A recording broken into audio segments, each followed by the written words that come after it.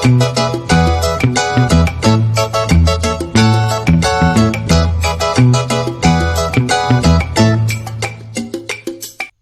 आदाब, सत श्री अकाल दोस्तों। परदेसी फ्लाइट पर आपका बहुत बहुत स्वागत है। दोस्तों आज हम बात करते हैं उन लोगों की जिनके टिकट इंडिया से नेपाल के लिए, फिर नेपाल से सऊदी अरबिया के लिए 28 अप्रैल के बाद में बुक हुए हैं। यानी जो लोग 28 अप्रैल के बाद जाने वाले थे वो लोग अब क्या करें। जिनके टिकट 29 अप्रैल, 30 अप्रैल, 1 मई, 2 मई ऐसे करके आने वाले दिनों में बुक हैं, वो लोग क्या करें। वो लोग अभी नेपाल जाएं या ना जाएं, उनके लिए क्या कुछ है उस पर बात करेंगे। लेकिन उससे पहले दोस्तों बात करते हैं कि जो लोग नेपाल में मौजूद हैं वो लोग अभी क्या करें।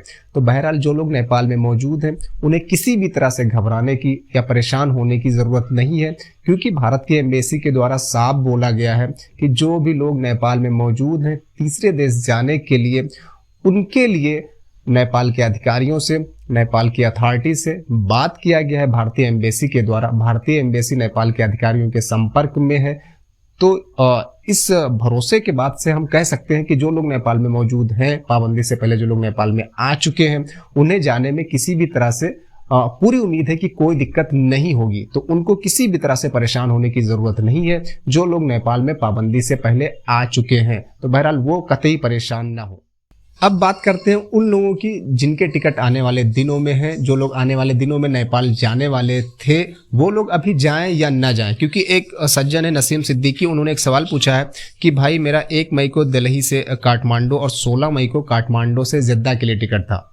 दिल्ली से काठमांडू के लिए एयर इंडिया और फिर काठमांडू से जद्दा के लिए कतर एयरवेज का टिकट था, नॉन रिफंडेबल टिकट। 96,000 रुपये जमा किया था, वो पैसा वापस होगा कि नहीं होगा। इसके अलावा इमरान सैफी ने पूछा है कि अभी हम टिकट कराएं या ना कराएं। तो ये 2 सवाल महत्वपूर्ण सवाल थे, इस पर बात करना जरूरी है। सबसे पहले नसीम सिद्दीकी के सवाल पर बात करते हैं, जिन्होंने पूछा है कि 1 मई को उनका टिकट है, 96,000 रुपये जमा किए हैं, नॉन रिफंडेबल टिकट है, पैसे वापस होंगे या नहीं होंगे। तो इस तरह के हालात दोस्तों जिन लोगों के साथ है या जो भी लोग आने वाले दिनों में नेपाल जाने वाले हैं, जिनका टिकट है, तो वो अब क्या करें। तो बहरहाल उनके लिए मैं बता दूं, अगर उनका टिकट नॉन रिफंडेबल है तो उसमें पैसे वापस नहीं होते हैं। अगर टिकट रिफंडेबल होता है तो उसमें कुछ पैसे कट के आपके पैसे वापस हो जाते हैं। अगर हम दिल्ली से काठमांडू के लिए बात करें तो जो टिकट बुक हुए हैं वो लगभग 25 से 30,000 के बीच में बुक हुए हैं, जहां तक मेरी जानकारी है। और अगर हम काठमांडू से रियाद या जद्दा के लिए बात करें तो वो टिकट लगभग बुक हुए हैं 35 से 40,000 के बीच में। अब ये टिकट रिफंडेबल हैं या नॉन रिफंडेबल हैं, इसकी जानकारी आप एयरलाइंस के जरिए भी ले सकते हैं। एयरलाइन से आप बात करेंगे, अपना नाम, PNR नंबर और यात्रा की डिटेल बताएंगे तो आपको एयरलाइंस बता देगी कि आपका टिकट जो है वो रिफंडेबल है या नॉन रिफंडेबल है, कैंसिल करने पर कितना वापस होगा या कितना वापस नहीं होगा, इसकी जानकारी आपको एयरलाइंस भी दे देगी।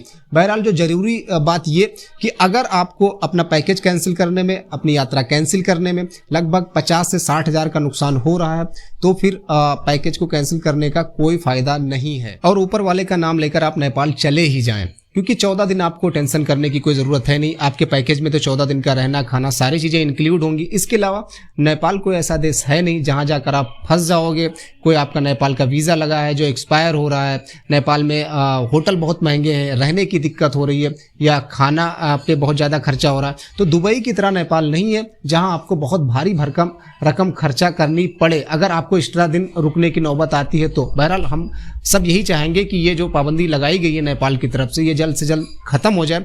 लेकिन अगर खुदा न खास्ता इस तरह के हालात बनते हैं तो नेपाल में आपके रहने या खाने पे बहुत ज़्यादा खर्च होने वाला नहीं है। लेकिन अगर आपके पैकेज को कैंसिल करने में, आपकी यात्रा को कैंसिल करने में कम खर्चे आ रहे हैं, अगर 15,000 20,000 इसके आसपास आ रहे हैं कि इतने पैसे कटेंगे आपके, तो निश्चित तौर पर तब तो आप कतई मत जाइए। अगर इतने पैसे कट रहे हैं तो इतने पैसे कटवा के आप घर बैठिए, वो सबसे बेहतर है। बहरहाल नेपाल जाने या न जाने का फैसला आप अपनी सोच, अपने दिमाग, अपने विवेक से करना, क्योंकि हालात ये हैं, आगे कुआं है पीछे खाई है। इन हालातों में फैसला करना बहुत ही मुश्किल होता है। अब इमरान सैफी के सवाल पे बात करते हैं कि अभी टिकट कराएं या ना कराएं। तो इस तरह से जो भी लोग सोच रहे हैं कि अभी टिकट कराएं या ना कराएं, तो भैया मेरे इस समय टिकट कराना अपनी बर्बादी को दावत देना है। तो किसी भी तरह से अगर आप प्लान कर रहे हो नेपाल जाने का तो बिल्कुल छोड़ दो, भूल ही जाओ। जब तक नेपाल की तरफ से कोई आगे का आदेश नहीं आता है तब तक तो भूल ही जाइए, ऐसी गलती कतई मत करना, अभी बिल्कुल खामोश रहो। तो जब तक कोई आगे का आदेश नहीं आता है तब तक किसी भी तरह से आप टिकट की बुकिंग ना करें, किसी भी तरह से पैकेज आप ना लें। बहरहाल दोस्तों, इस वीडियो में इतना ही। इंडिया गल्फ फ्लाइट से संबंधित कोई बड़ी खबर, जरूरी खबर जो आपके काम की हो, अगर वो खबर आती है तो आप तक शेयर की जाएगी। अगर आप चैनल पर नए हो तो चैनल को सब्सक्राइब कर लो और नोटिफिकेशन के लिए बेल आइकन का बटन दबा दो, जिससे समय समय पर मेरे वीडियो आपको मिलते रहें। मिलेंगे नेक्स्ट वीडियो में। बहुत बहुत शुक्रिया।